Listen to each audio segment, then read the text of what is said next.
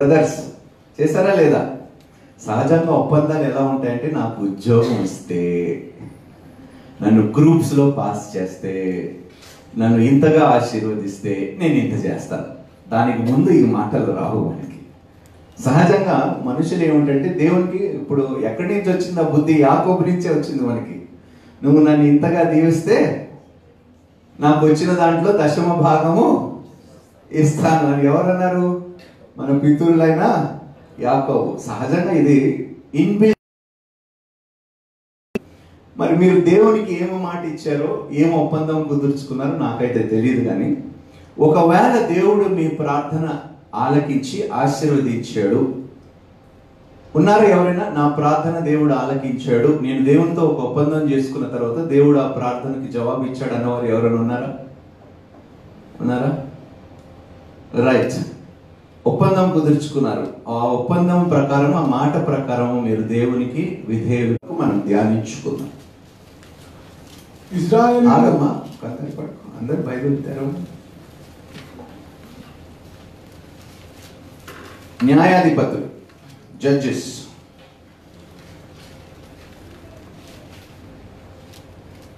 Chapter 2 verses 11 to 19. చదువు. ఇశ్రాయేలు యెహోవా కనుల ఎదుట కీడు చేసి ఐగుప్తు దేశంలో నుండి వారిని రప్పించిన తమ పితరుల దేవుడైన యెహోవాను విసర్జించి బయలు దేవతలను పూజించి తన చుట్టూ నుండి జనుల దేవతలలో ఇతర దేవతలను అనుసరించి వాటికి నమస్కరించి యెహోవాకు కోపం పుట్టించింది. వారు యెహోవాను విసర్జించి, వీళ్ళు ఏమన్నారంటే, సినాయి పర్వతం దగ్గర దేవునికి ఒక మాట ఇచ్చారు. ఏమని మాట ఇచ్చారు? యెహోవా చెప్పినదంతయు మేము ఏమిటంట? మీరు ఇచ్చారా మాట? ఇలాంటి మాట ఎప్పుడైనా దేవునికి? యేసయ్యా, నువ్వు చెప్పినదంతయు, నువ్వు నన్ను ఆశీర్వదించావనుకో, నాకు మైక్రోసాఫ్ట్లో కానీ, గూగుల్లో కానీ, ఈ కంపెనీలో కానీ, గ్రూప్స్లో కానీ, ఐఏఎస్లో కానీ నేను మంచి ఫలితములు పొందుకొని ఇంటర్వ్యూ పాస్ అయిపోయి నేను సెటిల్ అయిపోతే నేను నీకు ఇలా చెప్పండి లోబడి జీవిస్తాను అని బహుశా మీరు అనే ఉంటారు. కానీ ఇశ్రాయేలీయుల ప్రజలు ఏమిటంటే, వాగ్దానపు దేశంలో ప్రవేశించారు అంటే మన పరిస్థితి, మన మనసు యొక్క పరిస్థితిని మనం పరిశీలించుకోవాల్సిన అవసరం ఉన్నది. ఏమైనా తేడా ఉన్నదా వాళ్ళకి మనకు? వాళ్ళు కూడా రక్షింపబడిన వారే, ఏర్పరచబడిన వారే. ఐగుప్తుల నుండి, బానిసత్వముల నుండి స్వయముగా దేవుని హస్తముతో వాళ్ళు నడిపింపబడిన వారు. అవునా కాదు? మరి అలాంటి వారు సినాయి పర్వతం దగ్గర ఆజ్ఞలు ఇవ్వబడినప్పుడు వాళ్ళు ఏమన్నారంటే, యెహోవా చెప్పినదంతయో మేము చేసేద్దామని ఒక్క మారు కాదు, 3 మార్లు అన్నారు వాళ్ళు. ఎన్నిసార్లు? 3 సార్లు వాళ్ళు చెప్పారు, దేవుడు చెప్పినదంతయో నేను చేస్తాను. ఇప్పుడు ఏమైపోయింది?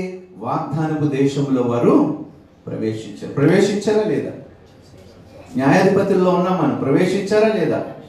యెహోషువలోనే ప్రవేశించారు. యెహోషువ గ్రంథంలోనే మనం చూస్తే 6వ అధ్యాయం తర్వాత వాళ్ళు ఎక్కడొచ్చారు? యోర్దాను నది దగ్గరికి వచ్చి ఆగారు. అక్కడ యోర్దాను నదిని వెనకకి ప్రవహించాడు దేవుడు తిరిగి.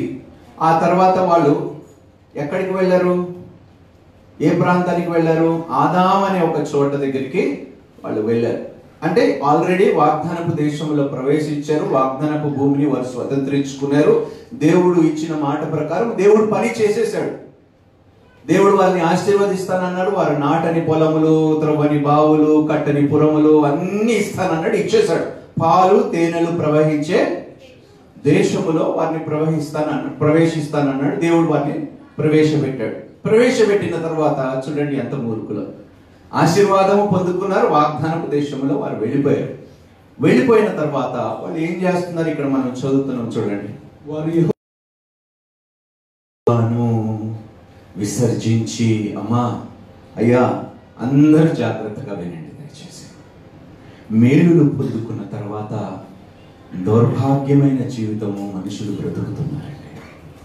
సహాయం కోసము దేవుని సన్నిధులు ఏడ్చి ప్రార్థనలో పాల్గొని దీవెనలు పొందుకున్న తర్వాత దీవించిన దేవుణ్ణి విసర్జించే దౌర్భాగ్యులు ఉన్నారు, సంఘాల్లో ఉన్నారు. ఏ మాటకు లోబడి ఇష్టానుసారంగా నేను జీవిస్తాను, నీకు ఇష్టమైన పనులు నేను చేస్తాను, ఎంతమంది చేయగలుగుతున్నారండి? ఆశీర్వాదాలు పొందుకున్న తర్వాత, ఉద్యోగాలు పొందుకున్న తర్వాత, God I'm so busy God, don't you see, ఏమిటంట, ఐఎమ్ సో బిజీ, నాకు నైట్ షిఫ్ట్స్ ఉన్నాయి ప్రభువా, ఉదయం లేవటానికి సంఘానికి వెళ్ళటానికి నాకు టైము ఏమిటంట కుదరటం లేదంట. ఆశీర్వాదాలు పొందుకొని, దీవెనలు పొందుకొని దేవుణ్ణి విసర్జించే దౌర్భాగ్యులు సంఘాల్లో. ఏదో నామకే వాస్తే సంఘానికి వస్తున్నామే కానీ నిజంగా మనల్ని మనం పరిశీలించుకుంటే, మన హృదయాన్ని పరిశీలించుకుంటే ఏమాత్రమైన భయభక్తులు, భయము భీతి లేకుండా దేవుని ఎంత మనం బ్రతుకుతున్నాం.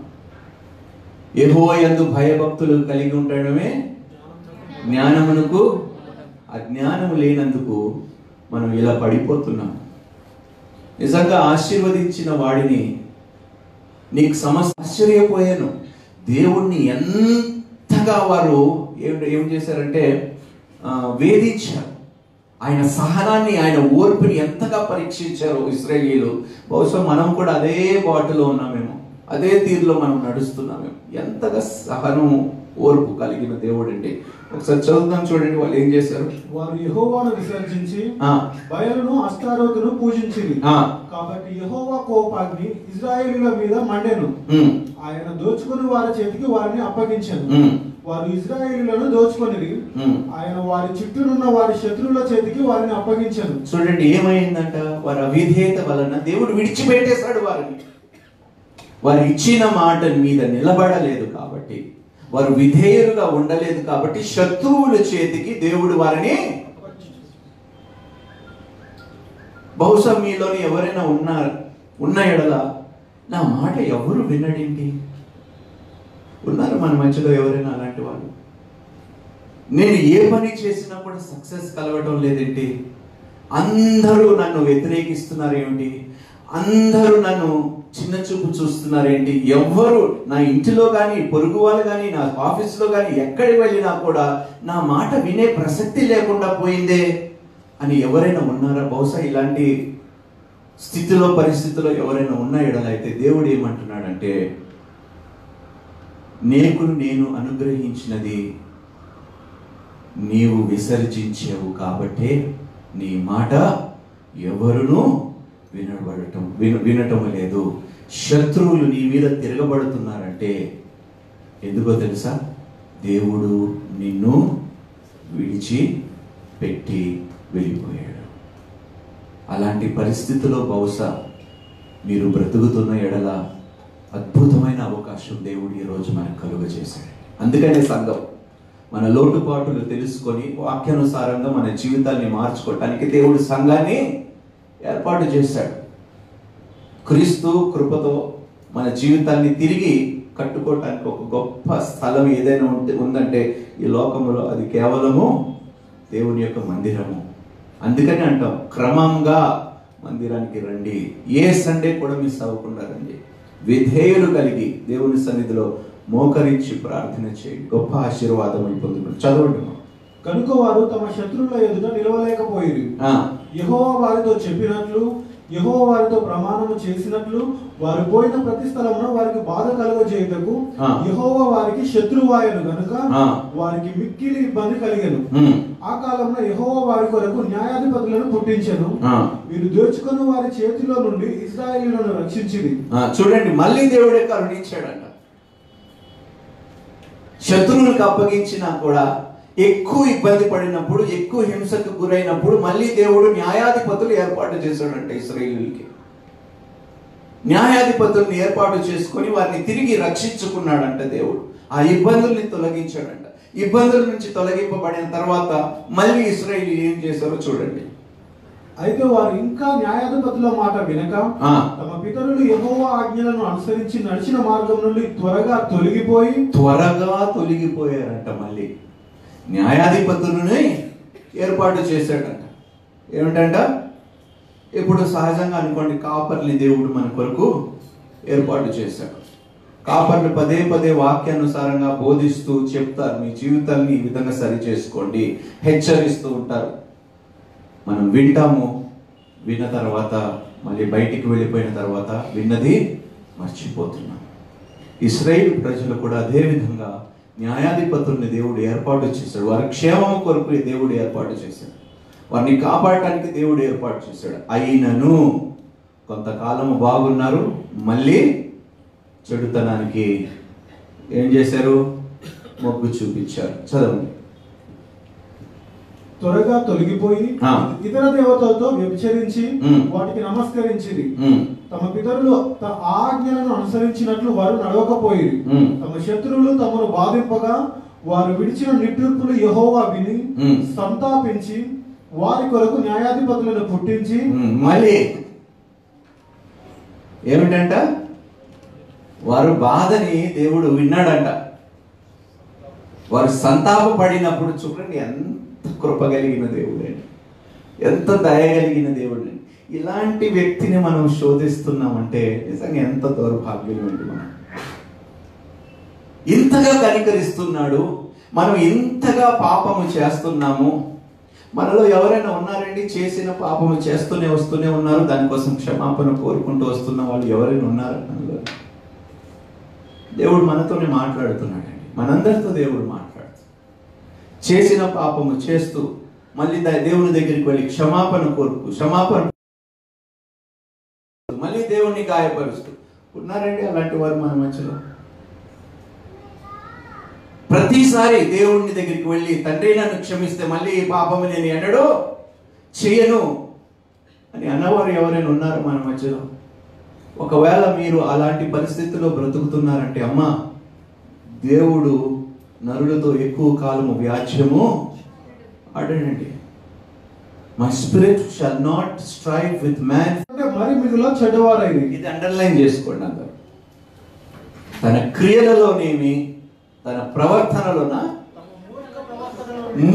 నేను ప్రవర్తన అన్నాను అక్కడ బైబిల్లోని మూర్ఖ ప్రవర్తన. నేను కొంచెం సాఫ్ట్గా చెప్పాను, బైబిల్ కొంచెం హార్ష్గా చెప్తుంది, అంతే, తేడా ఏమీ లేదు. మూర్ఖ ప్రవర్తన. అలాంటి వారు మన మధ్యలో ఉంటే, లేకపోతే లైవ్లోని ఈ యొక్క ప్రోగ్రామ్ని, ఈ వాక్యాన్ని వింటున్న వారు మీలో అలాంటి వారు ఎవరైనా ఉంటే దయచేసి మీ జీవితాన్ని సరి చేసుకోండి. ఎందుకంటే ఒకసారి దేవుడు ఒక వ్యక్తిని విడిచిపెట్టిన తర్వాత, మీలో ఎవరైనా ఉన్నారండి? మనం అందరము దేవుని చేత ఏర్పరచబడిన వారమా? పిలువబడిన వారమే కాదా? చెప్పండి. లోబడిన వారమేనా? మనం దేవుని దగ్గరికి రాగలిగాము, అవునా కాదా? వచ్చిన తర్వాత మీ పాపములు మీరు ఒప్పుకున్నారా లేదా? అరే మాట్లాడరేంటి? ఒప్పుకున్నారు. ఒప్పుకున్న తర్వాత మళ్ళీ అదే పాపంలో మీరు బ్రతుకుతున్నారా లేదా? అరే మాట్లాడరేంటబ్బా? లేదు, వేరే పాపాల్లో కొత్త పాపాలు చేస్తున్నాం, అవునా? లేకపోతే మీరే చెప్పాలి ఎందుకు ఈ మాట. 17వ వచనం.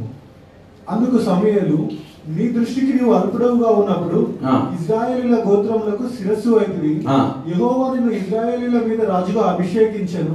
మరియు యెహోవా నిన్ను సాగనంపి నీవు పోయి పాపాత్ములైన అమాలేకీయులను నిర్మూలన చేయుము, వారు లయమగు వరకు వారితో యుద్ధము చేయమని సెలవేయగా, నీవు ఎందుచేత యెహోవా మాట వినక దోపుడు మీద ఎగబడి ఆయన దృష్టికి కీడు చేసితివి అనెను. అందుకు సౌలు ఆ మాట అనగా,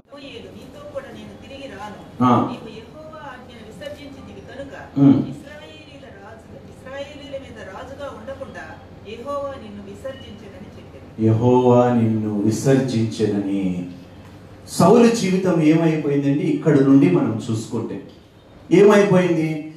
దేవుడు ఏర్పాటు చేసుకున్నాడు, విధేయుడుగా ఉండమని దేవుడు ఆజ్ఞాపించాడు. దేవునికి ఇష్టానుసారంగా జీవిస్తే చాలా కాలం వరకు ఇశ్రాయేలీయుల మీద నేను అధిపతిగా, రాజుగా నేను ఏర్పాటు చేస్తాను. బహుశా దేవుడు మనందరికీ వాగ్దానం ఇచ్చాడండి, మీరు విధేయులుగా ఉంటే అనేక జనముల మీద కన్నా నేను గొప్పవాడిగా చేస్తాను. ఉన్నదా ఈ వాగ్దానం? మనకి లేదా? నాకు వినిపిలే.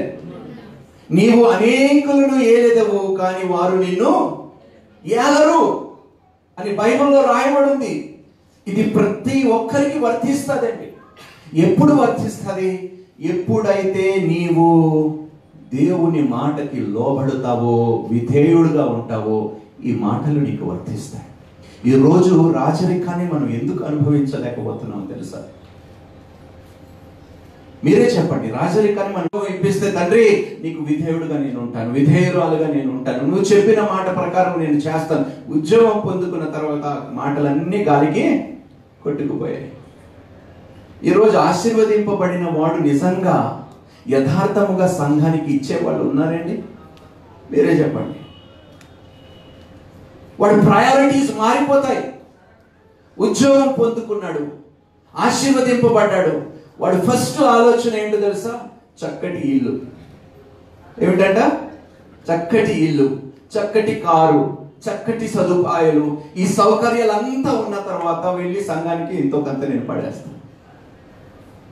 మనం కట్టవలసింది ఎవరు రాజ్యము? నాకు వినిపిలే. నిజంగా చెప్పండి, అలా ఉన్నామా? మన పరిస్థితి అలా ఉన్నదా? లక్షల కొలిది అప్పు చేసైనా ఇల్లు కొంటాం కానీ 25 సంవత్సరాలు ఆ అప్పు కట్టుకోవడానికి అంగీకరిస్తున్న దౌర్భాగ్యం. రుణస్థులుగా బ్రతకడానికి అంగీకరిస్తున్నాం కానీ దేవునికి రుణస్థులై జీవించడానికి ఎందుకు మనకు మనసు కలగటం లేదు? తండ్రి 20 సంవత్సరాలు 25 సంవత్సరాలు అనారోగ్యము లేకుండా మరణకరమైన స్థితిలో ఎన్ని మార్లు నన్ను తప్పించావు ప్రభు. ఎన్ని ఇబ్బందుల నుంచి, ఎన్ని అవమానాల నుంచి, ఎన్ని కష్టాల నుంచి, ఎన్ని నష్టాల నుండి, ఎన్ని జీవితము. సాధారణంగా మనం బయటికి వెళ్తాం, తిరిగి వస్తామా? తిరిగి రాము. మన చేతుల్లో ఉందా? లేదు. అయినను క్షేమంగా ఇన్ని సంవత్సరాలు దేవుడు మన ఇంటికి తీసుకొస్తున్నాడు. ఇంటికి క్షేమంగా దేవుడు చేరుస్తున్నాడు. మన పనులు చక్కగా ఆయన పనిని పక్కన పెట్టినా కూడా, ఆయన పనులు మనం విసర్జించినా కూడా సంఘానికి టేక్స్ కేర్ ఆఫ్. నువ్వేం చేస్తావు చూసుకున్న తర్వాత అనేది ప్రశ్న ఈరోజు. ఒక్కరోజు మనం బ్రతుకున్నామంటే, అమ్మ సహజంగా చాలా మంది, I think there are lot of people who are not financially very strong. ఒక్కరోజు మీరు హాస్పిటల్లో వెళ్ళి గడిపితే వాళ్ళు ఎంత బిల్లులు వేస్తారో తెలుసా మీకు? నేను మిమ్మల్ని అడుగుతున్నాను. వాటన్నిటి నుండి దేవుడు తప్పిస్తున్నాడు తెలుసా? నేను ఆ దినము రాకముందే మీ ప్రవర్తన బాగు చేసుకోండి. సౌలుని విడిచిపెట్టిన తర్వాత ఈరోజు అనుకోవచ్చు, చట్టా బట్టలు వేసుకొని ఫ్రెండ్స్ తోని ఇక్కడికి అక్కడికి, కాలేజ్ అని చెప్పి అక్కడికి ఇక్కడికి తిరుగుతున్నాను, అబద్ధాలు చెబుతూ బ్రతికేస్తున్నాను. ఒకరోజు నేను దేవుడి దగ్గరికి వెళ్ళిపోయి క్షమాపణ కోరుకుంటే దేవుడు క్షమించేస్తాడు అనే భావనలు దయచేసి ఎవరు ఉండుకోండి. You don't mock God. దేవుడు వెక్కిరింపబడడు. దేవుడు చాలా మంది చేసుకోవటానికి అవకాశం దేవుడు ఈ రోజు మనకి కలుగు చేశాడు. సౌలు పరిస్థితి అదే. దావీదు ఒక్కడే చేసిన తప్పుకి పశ్చాత్తాపపడ్డ తర్వాత మళ్ళీ ఆ తప్పు చేయలేదు. విధేయుడుగా ఉన్నాడు దావీదు, బహుగా ఆశీర్వదింపబడ్డాడు. యూదా ఇస్కరియోతు ఏం పరిస్థితి? క్రీస్తుతో ఎన్ని సంవత్సరాలు ఉన్నాడంట? మీరే చెప్పాలి. సహవాసము కలిగి దివారాత్రులు దేవుని పక్కనే ఉన్నాడు. దేవుని మనసుని ఎరిగాడు. దేవుడు ఏ పాటి వాడని తెలుసుకున్నాడు. తెలుసుకున్న తర్వాత కూడా డబ్బు కోసము చెప్పండి ఆశపడ్డాడండి. దౌర్భాగ్యము. ధన అపేక్ష సమస్త కీడుకు. అపేక్షించాడు ధనాన్ని, ఆశించాడు ధనాన్ని. ఈ జీవితాల్లో బహుశా ఎవరైనా ఉంటే, నాకు డబ్బు కావాలి, డబ్బు ఉంటేనే నా జీవితంలో పనులు అవుతాయి, నా దగ్గర డబ్బు లేదు కాబట్టి నన్ను ఎవరు గౌరవించడం లేదు, నా దగ్గర డబ్బు లేదు కాబట్టి నాకు సమాజంలో నాకు గుర్తింపు లేదు. అమ్మ, డబ్బు ఉంటే గుర్తింపు కాదమ్మా, దేవుడు ఉంటేనే ఒక మనిషికి గుర్తింపు. దేవుడు ఒక మనిషికి తోడై ఉంటే ఆ మనిషికి ఘనత. డబ్బు కాదు మనకి గొప్ప పేరు తెచ్చేది. డబ్బు ఏం చేస్తుందంటే ఏమంటాడు? నట్టాట ముంచేస్తారు, నట్టేట ముంచేస్తుంది డబ్బు. అందుకని దేవుడు అంటున్నాడు, ఉద్యోగం కావాలన్నారు కదా, ఇచ్చాను రా నాన్న. ఏం చేస్తున్నారు ఆ డబ్బులతో? ఏం చేస్తున్నారు? మీరే నిర్ణయించుకోండి. ఆశీర్వాదము పొందుకున్న తర్వాత దీవించబడిన సొమ్మును తీసుకొని మీరు ఏం చేస్తున్నారు ఆ సొమ్ముతో? మీ శరీర ఇచ్చల కొరకు ఖర్చు పెట్టుకుంటున్నారా? చెప్పండి. ఏమో 5 స్టార్ హోటల్లోనే తింటేనే అది భోజనమా? మీరే చెప్పాలి. లైఫ్ స్టైల్ మార్చేసుకోవాలి వెంటనే ఆశీర్వాదములు వచ్చిన తర్వాత. చిచ్చి, అలాంటి హోటల్ ఎవడికి పోతాడు? అబ్బో, అప్పుడు వరకు తిన్నందుకు నామోషి లేదు. జాబ్ వచ్చేసిన తర్వాత చిచ్చి అలాంటి place, brother, no, not possible brother. ఉన్నారా మన మధ్యలో అలాంటి? వెంటనే మారిపోయేవారు ఉన్నారు మన మధ్యలో. ఆశీర్వాదములు పొందుకున్న తర్వాత ఎంత దౌర్భాగ్యం అండి. 40 సంవత్సరములు తన రెక్కల మీద మోసుకొని వెళ్ళాడంట దేవుడు ఇశ్రాయేలు ప్రజల్ని. 40 సంవత్సరాలు తిండి లేకుండా వారిని కాచి కాపాడంట. వాళ్ళ చెప్పులు అరగకుండా, వారు బట్టలు చిరగకుండా, పగటి వేళ ఎండ దెబ్బైను, రాత్రి వేళ వెన్నెల దెబ్బైనను, ఎలాంటి జంతువుల చేత హాని కలగకుండా 40 సంవత్సరాలు దివారాత్రులు దేవుడు ఇశ్రాయేలు ప్రజలతో తోడుగా ఉన్న తర్వాత వాగ్దానపు దేశంలో అడుగు పెట్టిన వెంటనే ఎంత దౌర్భాగ్యులుగా మారిపోయారు. ఎంత అవిధేయతను వారు కనపరిచారండి దేవుడికి. మన జీవితం కూడా అలాగే ఉందా ఈరోజు? మన బ్రతుకులు కూడా అలాగే ఉన్నాయా? తల్లికి లోబడకుండా, తండ్రికి లోబడకుండా, ప్రార్థన జీవితం లేకుండా, వాక్య జీవితం లేకుండా అబద్ధాలు చెప్తూ గడిపేస్తున్నామా? దేవునికి అబద్ధాలు, ఇంటిలో తల్లిదండ్రులకి అబద్ధాలు, నువ్వు ప్రేమించే వాడికి అబద్ధాలు, ప్రేమించిన దానికి అబద్ధాలు, పెళ్లి చేసుకున్న భర్తకి అబద్ధాలు, పెళ్లి చేసుకున్న భార్యకి గడిపేస్తున్నారా ఇలా మీ జీవితము? శ్రమయందు, బాలయందు, లేమియందు, కలిమియందు, దుఃఖమందు, ఆరోగ్యమందు, అనారోగ్యమందు అంతటిలో నేను నీకు తోడై ఉంటానన్న వారు విధేయులుగా బ్రతుకుతున్నారా? ఇచ్చిన మాట మీద నిలబడుతున్నారా? ఈరోజు మీరే నిర్ణయించుకోండి.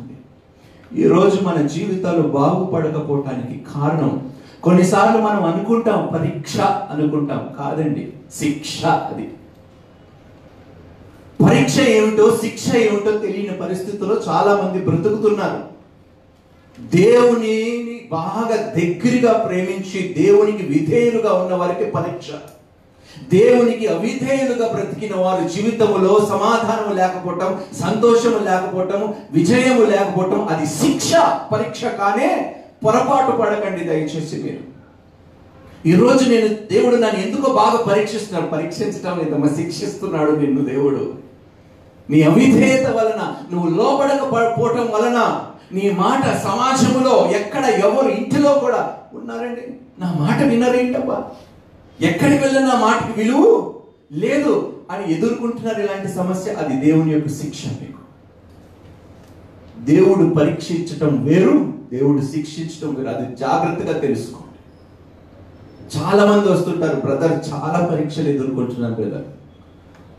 అది పరీక్ష శిక్ష మీరే తెలుసుకోండి. శిక్ష ఎవరికి తెలుసా? అవిధేయులకి. పరీక్ష విధేయుడికి. ఈ తేడా తెలియకుండా బ్రతకటం ఇంకా దౌర్భాగ్యము. అన్ని పొందుకున్న తర్వాత దేవుణ్ణి విసర్జిస్తే దేవుడు శిక్షిస్తాడు. అన్ని పొందుకున్న తర్వాత విధేయులుగా బ్రతికితే ఇచ్చిన దానితో వీడు తృప్తిగా ఉన్నాడన్న లేదో చూడటానికి వాడిని దేవుడు పరీక్షిస్తాడు. ఆ పరీక్షలు నువ్వు పాస్ అయితే, చిన్న వాటిలో నువ్వు విశ్వాసము చూపించిన ఎడల నీకు గొప్పవి ఇవ్వబడతాయి అని బైబిల్ వాక్యము సెలవిస్తుంది. If you show faith in little things, I will give you greater things. రాజుల గ్రంథం 2వ అధ్యాయం ఫినిష్ చేసేద్దాం. 20వ వచనానికి వచ్చామనుకుంటా. చూడు, సెకండ్ జడ్జెస్, న్యాయాధిపతులు 2వ అధ్యాయం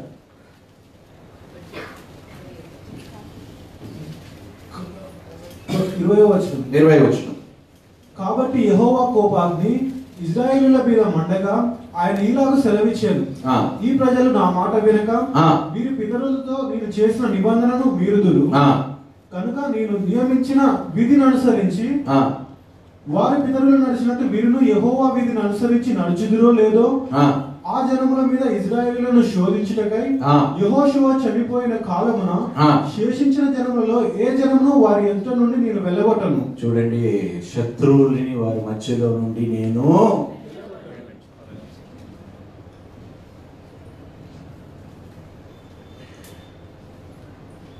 ఇందులో రాసుకున్నానండి. నేను సామెతలు అనుకుంటాను, ఒకసారి చూద్దామండి. 16వ అధ్యాయము 7వ వచనం.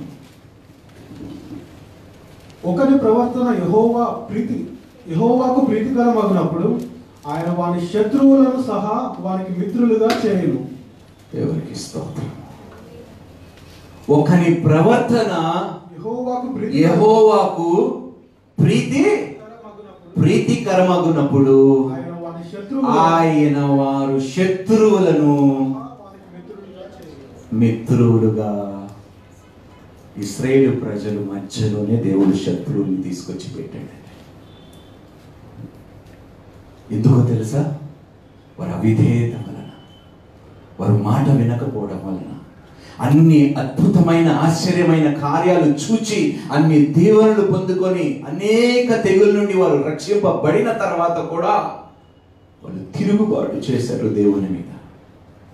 ఈరోజు తిరుగుబాటు మనసు ఎవరైనా ఉన్నారంటే, ఎందుకు వెళ్ళాలి నేను చర్చికి, వెళ్ళటం వల్ల నాకు ఏమి లాభము, వాక్యం వినడం వలన నాకు ఏమి లాభము అని ఎవరైనా అలాంటి ఆలోచనలు కలిగి ఉంటే దయచేసి మీ ఆలోచనలను, మీ ప్రవర్తనను మార్చుకోండి.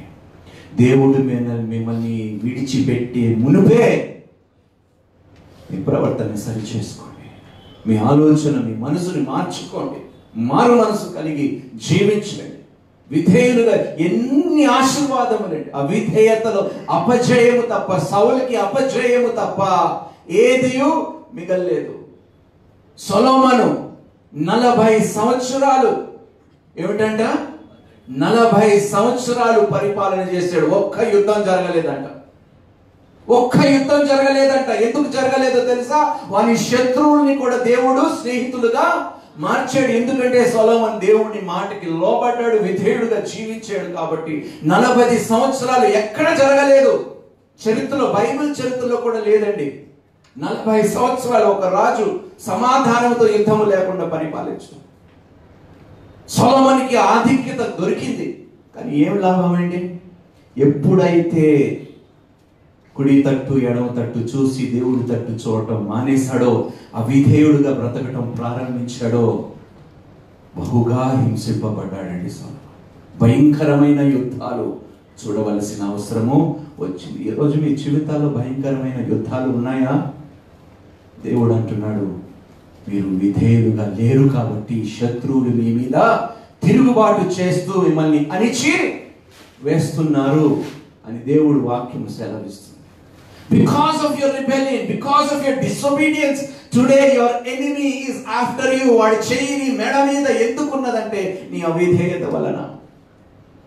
సంఘములో కానీ, సమాజములో కానీ, ఈ లోకములో కానీ నీకు ఘనత లేదా, నీకు విజయం లేదా? దేవుడు అంటున్నాడు, అయితే అది పరీక్ష కాదు, శిక్ష.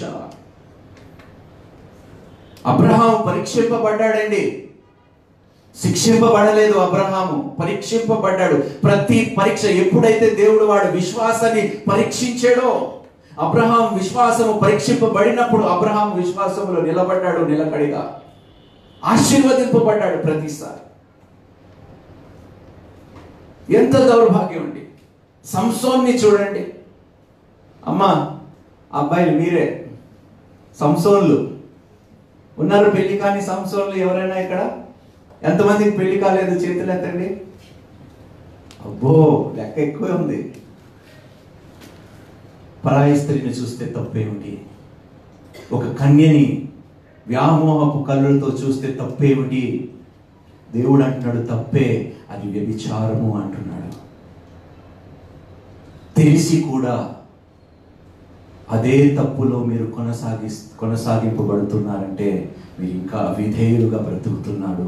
దేవుణ్ణి ఎక్కువ కాలం శోధించడానికి దేవుడు అంగీకరించాడు. యోబు అంటున్నాడు 31వ అధ్యాయంలో, యోబు గ్రంథంలో 1వ వచనం అంటాడు, నా కళ్ళతో నేను నిబంధన. అమ్మాయికి బాగా తెలుసు, అబ్బాయిలు ఎవరు ఒక మాట అనటం లేదు. ఊరుకోండి బ్రదర్, లోకంలో ఎంత ఉందో చూడటానికి, అవునా అంటున్నారు మా సహోదరులు ఇక్కడ.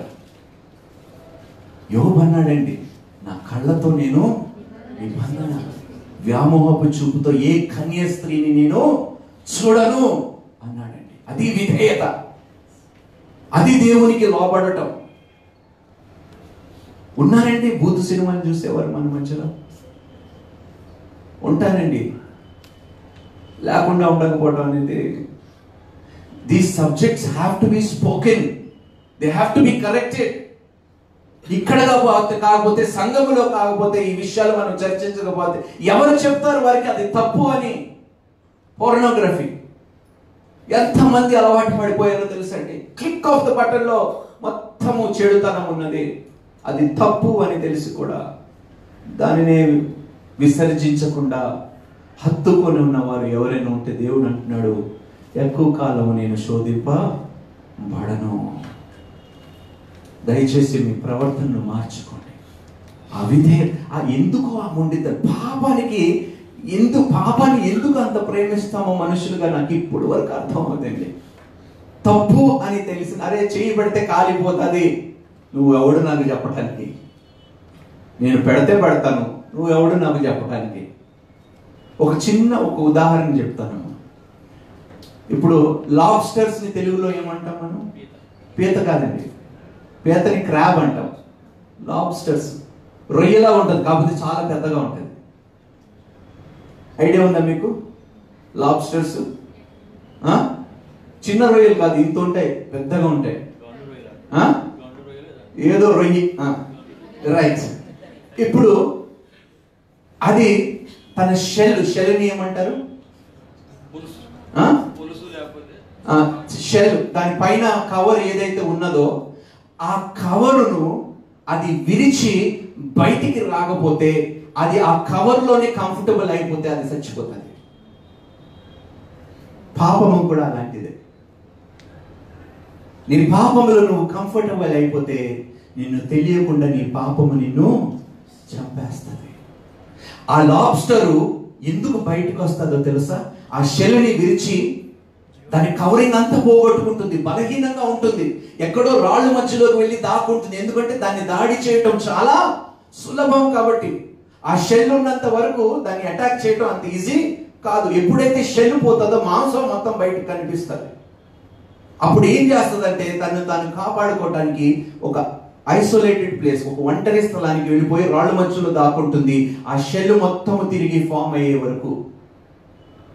ఆ షెల్ ఎప్పుడైతే విరిగొట్టి బయటకు వస్తుందో దాని శరీరం సైజ్ కూడా పెరుగుతుంది.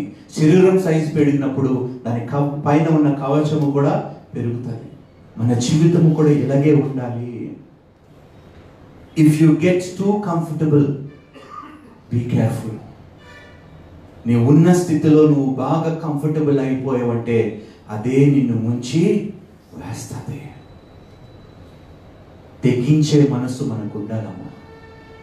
అన్కంఫర్టబుల్ సిచ్యువేషన్స్ ని ఫేస్ చేసే ధైర్యము మనకు ఉండాలి. ఛాలెంజెస్ మనం తీసుకోకపోతే దేవుని కొరకు, if you are not willing to take up challenges, రోషం కలిగి, తెగింపు మనసు కలిగి, స్వభావం కలిగి నువ్వు దేవుని కొరకు జీవించకపోతే, if you are too comfortable with all the blessings you have, అదే నీకు శాపముగా మారుతుంది.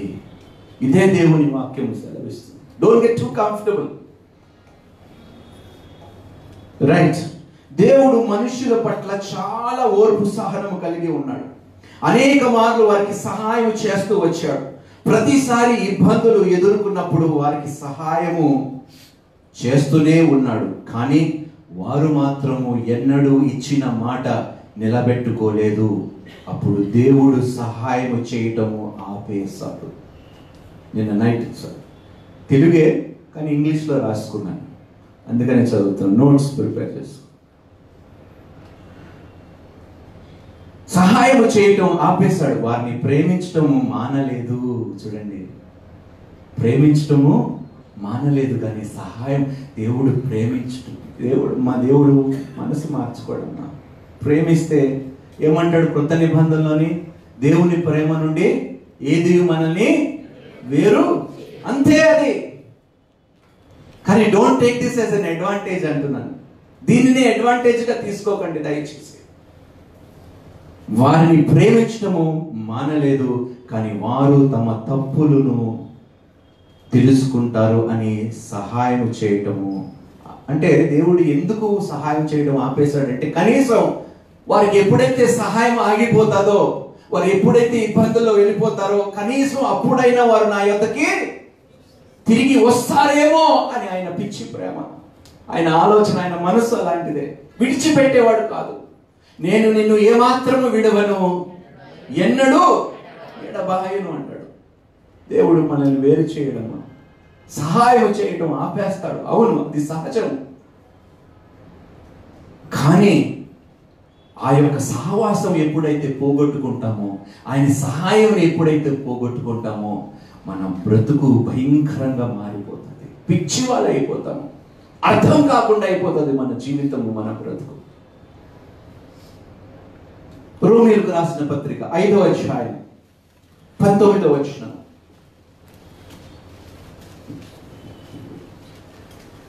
ఎలయనగా ఒక మనిషిని అవిధేయత వలన అనేకులు పాపులుగా ఎలాగో చేయబడిరో. చూడండి, ఒక్క మనిషి అవిధేయత వలన అనేకులు పాపులుగా ఎలాగో ఆ పాపము అందరికీ అంటగట్టబడ్డదంటండి. ఎంత దౌర్భాగ్యమో! నీ అవిధేయత వలన నీ కుటుంబము నశించిపోతుంది.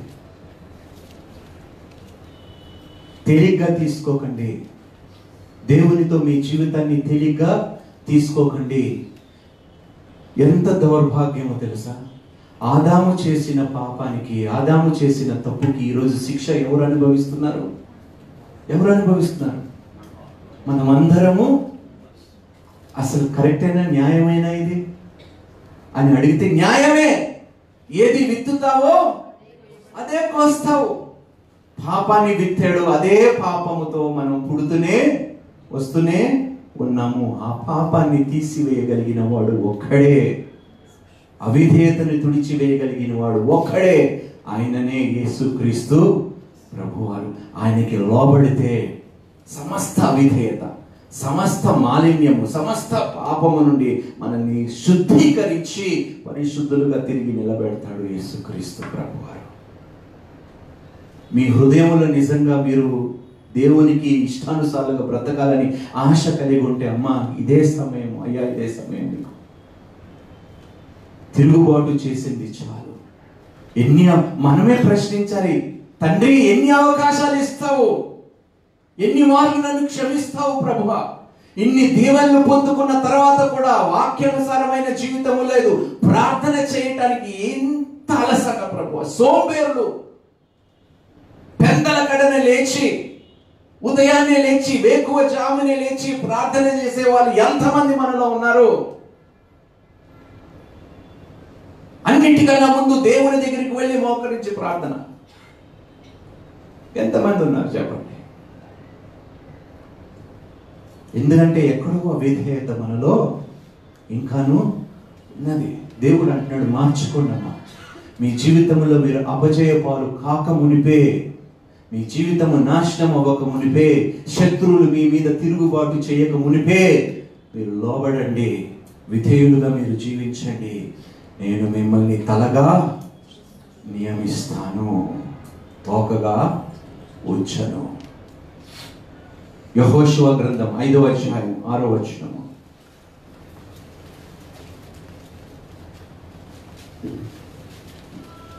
యెహోవా మనకు ఏ దేశమును ఇచ్చేదనని వారి పితరులతో ప్రమాణము చేసెనో, పాలుతేనెలు ప్రవహించు ఆ దేశమును తాను వారికి చూపింపనని యెహోవా ప్రమాణము చేసి ఉండేను గనుక ఐగుప్తుల నుండి వచ్చిన ఆ యోధులందరూ యెహోవా మాట వినకపోయినందున వారు నశించు వరకు ఇశ్రాయేలీయులు 40 సంవత్సరములు అరణ్యంలో సంచరించుచూ వచ్చిరి. ఏమైపోయారంటే మాట వినలేదు, నశించిపోయారు. ఎంతకాలం మన మాట వినకుండా ఉంటాం చెప్పండి? ఎంతకాలం తల్లిదండ్రులు మాట వినకుండా మనం బ్రతుకుతాము చెప్పండి? ఎంతకాలం కాపరి చెప్పిన మాటకి విలువ లేకుండా మనం బ్రతుకుతాము చెప్పండి? 2 సంవత్సరాలు కాబోతున్నాయి, ఇంకా వేచి చూస్తున్నాను. టైంకి ఎవరు వస్తారా అని. అస్సలు మార్పు లేదండి మనుషుల్లో. దుఃఖపడుతున్నానండి నేను. మిమ్మల్ని చూసి బాధ కలుగుతుంది. తండ్రి, వారికి మారు మనసు కలుగు చేయ ప్రభు. కనీసం 10 నిమిషాలు వచ్చి ప్రభు ప్రార్థించవలసిన అవసరాలు ఎన్నో ఉన్నాయి ప్రభు. ప్రార్థించవలసిన విషయము ఎన్నో ఉన్నాయి ప్రభు. ప్రార్థన లేకుండా ఆరాధనలో పాల్గొనడం ఏమిటో నాకు తెలియదు. మీరే చెప్పండి, ఈరోజు దేవుడు మన బ్రతుకులను చూసి సంతోషపడుతున్నాడా? ఎంతమంది చెప్పగలుగుతున్నారండి? నా జీవితాన్ని బట్టి, నా ప్రవర్తన బట్టి దేవుడు బహు సంతోషపడుతున్నాడు అని చెప్పేవారు ఎవరున్నారు చెప్పండి? ఎందుకు ఇంకా ఈ పరిస్థితి అంటే మనలో అవిధేయత ఉన్నది కాబట్టి, లోబడే తత్వము మనలో లేదు కాబట్టి. నీవు చేసిన తప్పుల వలన బహుశా దేవుని మాటకి లోబడలేకపోతున్నావేమో. కొన్నిసార్లు మనం భయపడతాం. చేసిన తప్పుకి మనం ఏ మొహం పెట్టుకొని దేవుని దగ్గరికి వెళ్తాము అని బహుశా చాలా మంది ఇలాంటి మనసు ఆలోచన కలిగి ఉన్నారు. అందుకని దేవునికి దూరంగా వెళ్ళిపోవడం బెటర్. చేసిన తప్పుకి ఎట్లాగో మనకి ప్రాయశ్చిత్తమో ఉండదు కాబట్టి. ఉన్నారా మన మధ్యలో ఎవరైనా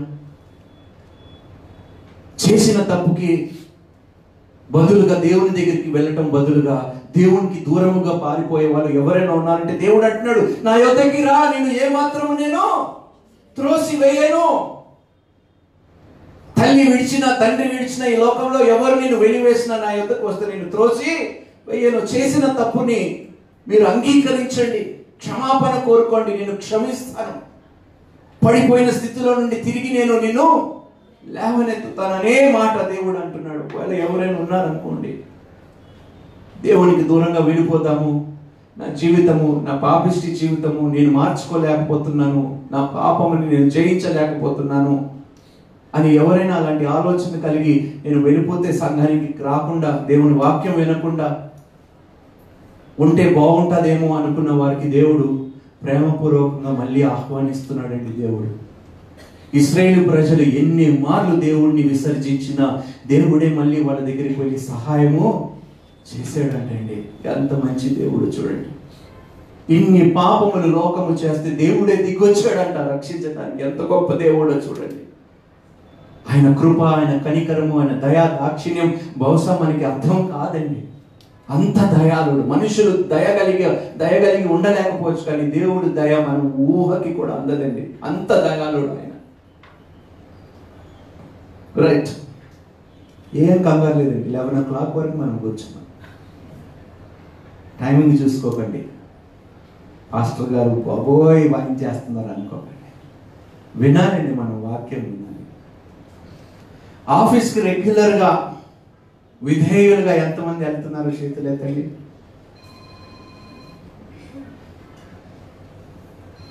ఎందుకు బ్రదర్, ఎందుకు సిస్టర్ ఆఫీస్ అంటే అంత ఒబీడియన్స్ గా ఉంటాం మనం? చెప్పండి ఎందుకు? నాకు ఇప్పుడు వరకు అర్థం కాదు. అయ్యగారు మీరే చెప్పాలి. What is the reason? సంఘానికి చూపించవలసిన విధేయత కానీ ఆఫీస్కి చూపిస్తున్న విధేయత ఎందుకు అంత వ్యత్యాసం ఉంది?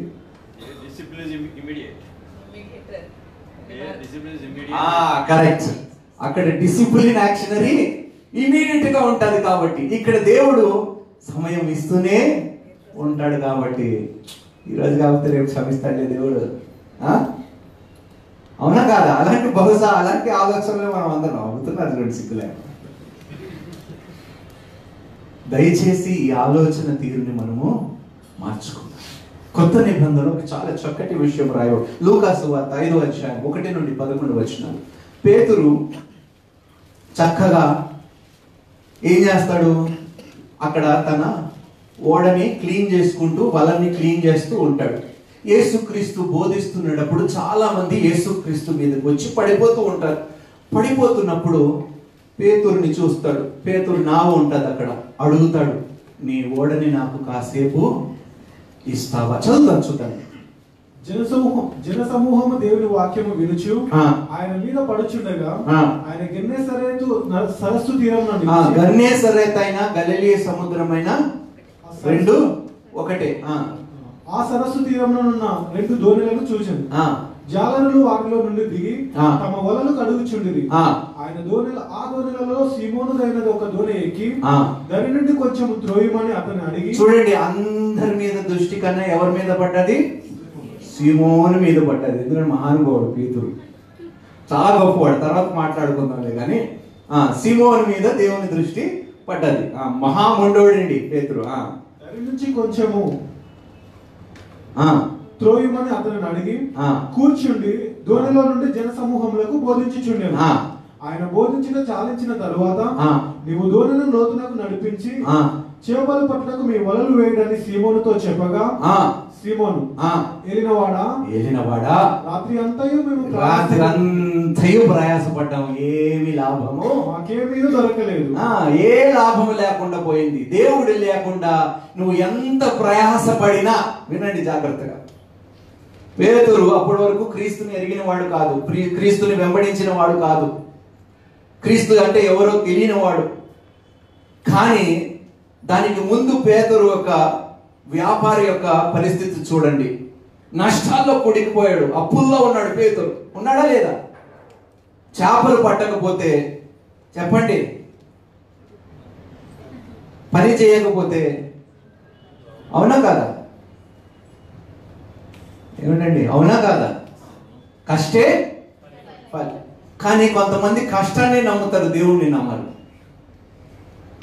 వాళ్ళు ప్రయాసని నమ్ముతారు, వారి ఉద్యోగాన్ని నమ్ముతారు, కానీ దేవుణ్ణి నమ్మరు. పేతురు కూడా అదే కష్టపడ్డాడంట. రాత్రి అంతా తన వృత్తిని నమ్ముకున్నాడు. తన వృత్తే తనకి మోసం చేసిందంట. ఏమి ఇవ్వలేదంట. చేపలు వలను కూడా మోసం చేసాయంట. వాడు ఎంతో నమ్ముకున్న వలలో ఒక్క చేప పడలేదంట. ఇలా ఉన్నారే ఎవరైనా? ఎంత ప్రయాసపడుతున్నాను బ్రదర్, అబ్బే ఏ మార్పు లేదు నా జీవితంలో. అదే పాడు బ్రతుకు, అదే అప్పులు.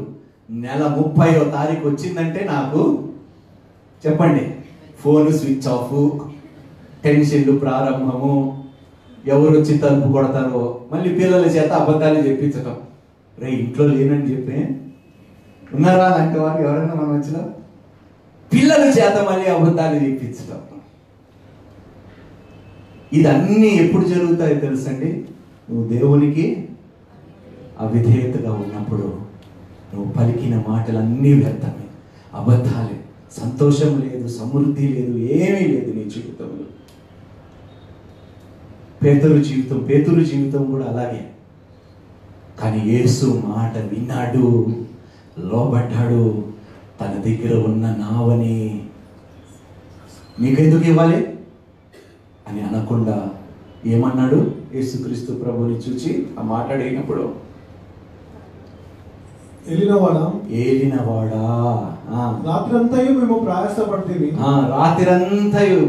ప్రయాసపడ్డాము, మాకేమీ దొరకలేదు. ఉన్నారా మన మధ్యలో? ఆయనను నీ మాట చొప్పున, ఆయనను ఇప్పుడు వచ్చాడు లైన్ లోకి పేతురు. ఏమిటంట? ఆయనను నీ మాట చొప్పున, ఆయనను నీ మాట చొప్పున వలలు వేతునని. చూడండి, దేవుని మాట చొప్పున ఏ వల వేసినా ఆ వల నిండిపోవలసినదే. రాత్రంతా ప్రయాసపడ్డారంట. అక్కడే ఉన్నాయి చేపలు, కానీ వారికి దొరకలేదు. అక్కడే ఉన్నాయంట. ఒక కామెంటేటర్ ఏమన్నాడంటే, even the fish obeyed the call of Jesus Christ. చేపలు కూడా యేసుక్రీస్తు పిలుపుకి లోబడి వలల దగ్గరికి వచ్చేసాయంట. ఎంత చూడండి, ఎంత గొప్ప మాట. ఆయన సృష్టి, ఆయన చేపలను ఎవరు సృష్టించింది? ఆ చేపలు విని వలల దగ్గరికి వచ్చాయంట. వల వేయమన్నప్పుడు ఆ వలలోకి చేపలు అన్నీ వచ్చాయంట. ఎంత గొప్ప మాట అండి. పేతురు దేవుని మాట విన్నందుకు ఒక్క రోజులోనే పేతురు జీవితము మారిపోయిందంట. ఒక్క నావలో కాదంట, చేపలు నింపిందంట. పేతురు కేకలు, రండిరా, మీ ఓడలన్నీ తీసుకొని రండిరా బాబు, సమృద్ధి సమృద్ధి సమృద్ధి. దేవునికి స్తోత్రము. కావాలా మీకు సమృద్ధి? సమృద్ధి కావాలనే మాత్రం వెళ్ళకండి దేవుని దగ్గరికి దయచేసి. ఇది కూడా స్వార్థమే. మళ్ళీ నా దేవునికి నేను తోడుగా ఉంటే చాలు, నా దేవుడు నాకు తోడై ఉంటే చాలు అని దేవుని దగ్గరికి రండి. దేవుని మాట చెప్పున మీరు లోబడండి. చూడండి, చదవండి తొందర. వారు అలాగూ చేసి విస్తారమైన చేపలు పట్టిరి. అందుచేత వారి వలలు పిగిలిపోవచ్చుండగా వారు వేరొక దోణిలో ఉన్న తమ పాలువారు వచ్చి తమకు సహాయం చేయవలనని వారికి సంజ్ఞలు చేసిరి. వారు వచ్చి 2 దోణులు మునుగునట్లు నింపిరి. నీ గిన్నె పారి పొంగి పొర్లు సుండాలని మీరు ఆశ కలిగి ఉంటే విధేయుడుగా బ్రతకండి.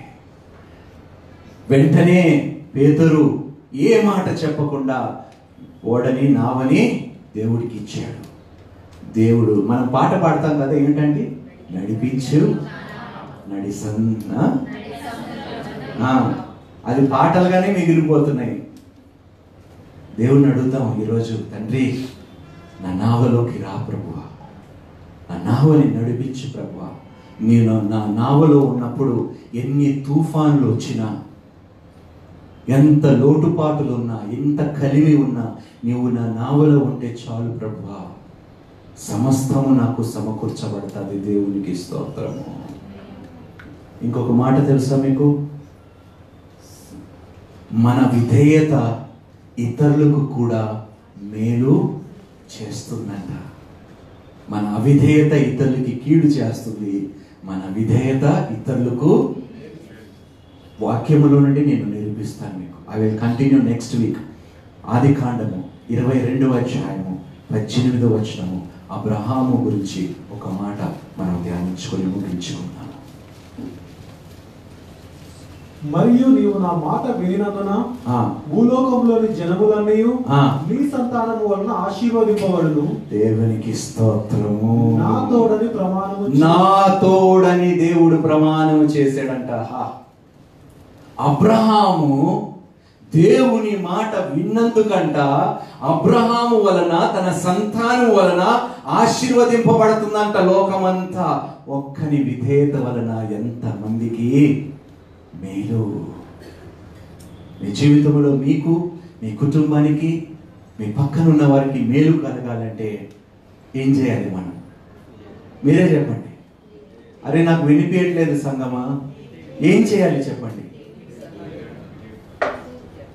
విధేయుడుగా ఉందాం. మోకరిద్దామా? దేవుని సన్నిధిలో ప్రార్థిద్దామా? తండ్రి, నేను పరీక్ష అనుకున్నాను కానీ శిక్ష అని ఈరోజు నేను తెలుసుకున్నాను. అవిధేయులుగా నేను బ్రతికాను, అవిధేయురాలుగా నేను బ్రతికాను. నీ మాటకి నేను లోబడలేదు కాబట్టి పరీక్ష కాదు ప్రభువా, ఈ శిక్ష నేను నొందుకుంటున్నాను, అనుభవిస్తున్నాను. ఈ శ్రమను నేను నొందుకుంటున్నాను ప్రభువా.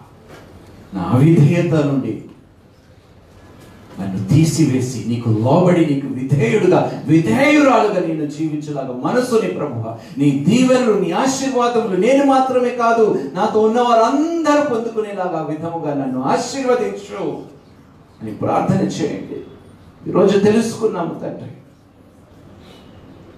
నా తిరుగుబాటుతనం వల్లనే అన్ని పొందుకున్నాను, ఆశీర్వదింపబడ్డాను, అయినా నిన్ను విసర్జించాను. నీకు సమయం ఇవ్వలేదు, సంఘానికి సమయం ఇవ్వలేదు, సంఘ క్షేమాభివృద్ధి కార్యక్రమంలో నేను ఏ దాంట్లో నేను పాల్గొనలేదు ప్రభువా. ఇదంతా నేను ప్రార్థన చేసి పొందుకున్న తర్వాత నేను మారిన మనిషి తండ్రి, నన్ను క్షమించు ప్రభువా. ఈరోజు నా కుటుంబాలు సమాధానము లేదు, సంతోషము లేదు, అవమానాలు, నిందలు, ఇబ్బందులు కేవలం నా విధేయత వలన. ఇచ్చిన మాటను నేను నిలబెట్టుకోలేదు కాబట్టే ఈ శిక్ష. పరీక్ష పెట్టినప్పుడు ఆ పరీక్షను ఎదుర్కోవడానికి బలముని నీవే ఇస్తావు ప్రభువా. అయినా ఈ శిక్ష నా యొద్ద నుండి తొలగించు ప్రభువా. మనస్ఫూర్తిగా నాయనా ఈరోజు మాట ఇస్తున్నాము, మేమందరము మాట ఇస్తున్నాం ప్రభువా. మేము అనుభవిస్తున్న శిక్ష నుండి, నింద నుండి, అవమానాల నుండి, శోధన నుండి, శ్రమల నుండి, ఆర్థికమైన ఇబ్బందుల నుండి, శత్రువుల నుండి మమ్మల్ని తప్పించు. జీవిత కాలమంతా నీకు రుణస్థులుగా మేము జీవిస్తాము ప్రభు. మాట ఇస్తున్నాము నీ సన్నిధిలో యేసయ్యా, రుణస్థులై ఉంటాము నీకు జీవిత కాలం అంతా. నువ్వు చెప్పినట్లు మేము చేయడానికి ప్రయాసపడతాము తండ్రి. ఆసక్తి కలిగి మేము ప్రార్థిస్తాము తండ్రి. సంఘము కోసము, సంఘ క్షేమము కోసము మేము నిలబడతాము. సహాయకురాలుగా మేము ఉంటాము తండ్రి. సంఘాన్ని పోషిస్తాము తండ్రి. ముందుకు ఈ పరిచర్యను మేము తీసుకువెళ్తాము తండ్రి. నిర్లక్ష్యమే మేము వహించము ప్రభువా.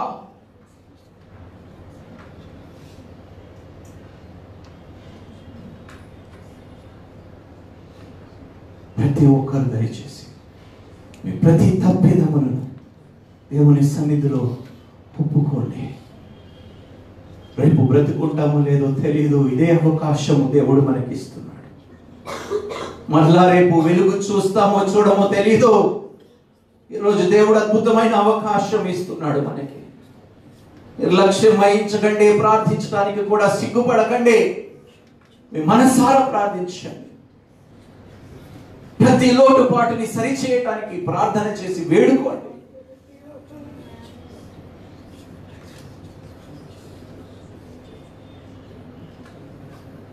ఈ భ్రష్టు పట్టిన జీవితాన్ని దేవుడు కట్టమని ప్రార్థన చేయండి.